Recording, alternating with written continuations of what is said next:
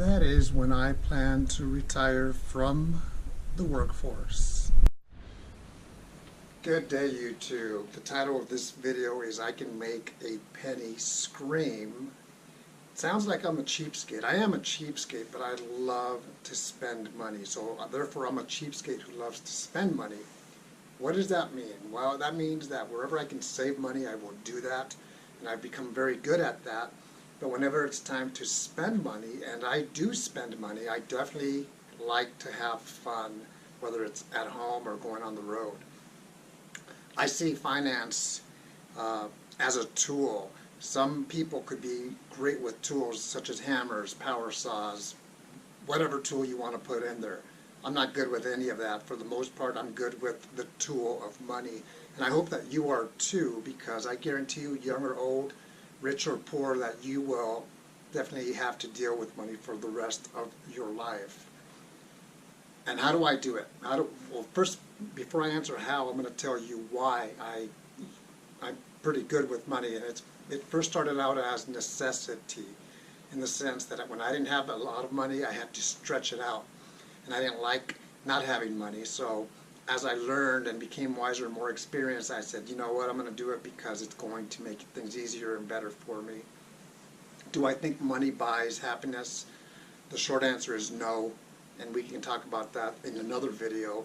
But I take care of what I have. This is how I do it. All these things, I have my notes here. Whatever I have, I take care of, whether it's my car, whether it's my house, whether it's my sprinklers, whatever, anything and everything that I have, I take care of. And that's going to, in the long run, save me money.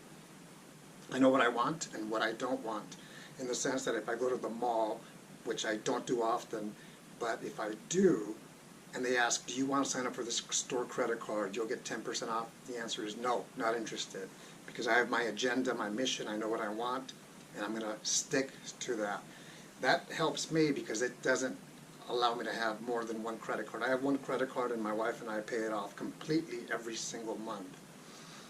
As a consumer, I have choices, you have choices, we have the power to say, what can you do for me, why should I use your product? And that's a good thing, because that power allows us to get the best or the most bang for that buck. Remember that, we have power, but don't put that where we have so much power that we just overload ourselves with buying things, and that's not where I am anymore. I buy used when possible. This is a work shirt. It's casual day today. It's Banana Republic. They probably sell it for $80. I bought it for $4 or $5, right around there. I buy cheap, and it's great quality material, Banana Republic. I also sell things when I don't need them anymore. Remember what I said, I take care of my stuff? When I was 14, I would buy a bicycle, BMX bike, use it for a year or two, and then I would sell it either the same price or maybe a little bit more, and I still do that today. I collect jerseys. I bought a jersey for $131, game worn, and I sold it for $750. I wasn't trying to sell it, but the guy from France said, hey, I'll give you $750, and I was like, yeah, let's go ahead and make that transaction.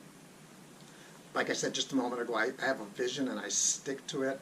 And the vision could be 1 month out, 5 years out, 10 months out, and then I start to work. And that's how I stretch my money.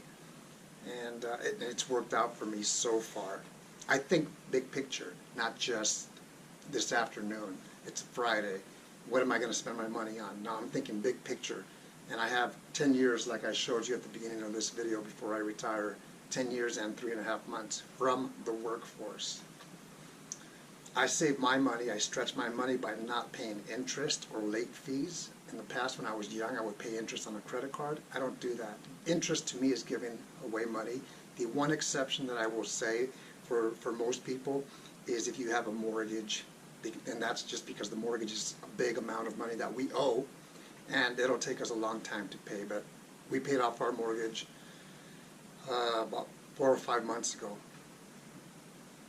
As far as late fees and interest, I received a traffic violation in 2018. It was the first one that I received in 24 years, $170. So now it's on my radar. Pay attention to what I'm doing when I'm on the road, because I don't want to pay another traffic violation for $170. I also stretch my money by making do with what I have. And that doesn't mean that I have to settle. At one point when I was younger, I would settle with things where I would get something that maybe it's really not what I wanted, but it worked. I don't always get what I want, and it's a good thing to sometimes say, you know what, we can't do it right now. The answer is no, but maybe we can do it in 6 months or a year. And that's part of the communication with my wife and with my children as they were growing up. Sometimes we can, sometimes we can't. Communication is key because you and your spouse, if you are married, have to be on the same page. Yes, you have to be on the same page, even if you don't always agree, and that's part of life. In 2018, last year, I lost 60% of my pay, of my income, and I knew that was going to happen, so I adjusted accordingly. I retired from the Air Force Reserve, and we are 100% debt-free. A few months after I retired, we paid off the house, so we don't owe anybody anything. I'm deliberate about what I do with my finances, and sometimes that's not fun, maybe at the beginning of my marriage, but it's really benefited us in a long run in many ways. I am deliberate, and sometimes you have to do that painful decision or action to get to where you want to, and it's definitely worth it. There are things that I don't buy anymore. I don't buy sodas. I don't buy bottled water. When I go to a restaurant, I drink, if I want a beer, a glass of wine, or water. The exception would be if I buy a combo and it comes with the soda, then okay, so be it. I pay attention to what others do, what works and what doesn't work, and I emulate the success, and then I stay away from the negative things that I don't want to do. And I've also learned from a lot of my financial mistakes in the past. There is a store here in my community. It's called the Dollar Tree. It's a dollar store, and you can get so many great things at these stores, whether it's windshield fluid or cereal. Here in my cubicle, I have plain cereal that works for me. I have snacks that I can get there, and my point is take advantage of those good things that are really inexpensive. I like free, but free isn't always good. So just because it's free doesn't mean that you or me have to take advantage of it, and I certainly don't. When it comes to my finances, I'm extremely organized, and that has helped me stay on track. In other words, if I need something, I know where it is in my house. That way I don't have to go out and buy another one. I'm not a wasteful person, whether it's water, whether it's a napkin, things like that. And don't think that I live a very rigid, structured life, because I'm very laid back. I just know what works and what doesn't work for me. And now it's basically going through the motions where it's on autopilot. We've always lived off one income, my wife and I, always. And she does have a part-time job, so when she works, whatever she does with that money, it could be for the house or maybe a little trip or things like that. But we've always lived off one income, and that has worked out for us. And even going on 23 years of marriage, we still live that way. I like store brands. However, I'm not going to buy them at the store. I'll buy them at a thrift shop. For example, Nike, Banana Republic, J. Crew.